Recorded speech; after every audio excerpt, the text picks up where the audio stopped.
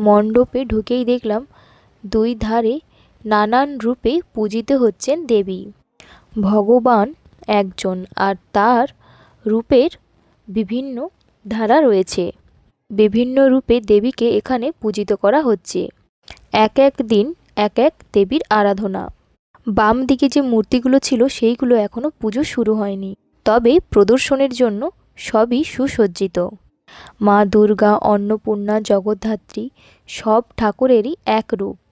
মা যেমন সিংহবাহিনী, মহিষাসুর মর্দিনীর রূপ, সেটাই এখানে তুলে ধরা হয়েছে। আর প্রতিমার সাইজ অনেক বড় ছিল। আমি আগে এত বড় প্রতিমা কোথাও দেখিনি। এখানে মায়ের ব্রহ্মচারিণী রূপ, চন্দ্রঘণ্টা, স্কন্দমাতা, নানান রূপের পুজো চলছে। আশা করছি তোমরা এখন বুঝতে পারছো যে প্রতিমাটা ঠিক কতটা বড়। প্যান্ডেলের বাইরে থেকেই ঠাকুরের প্রতিমা কতটা বড় লাগছে।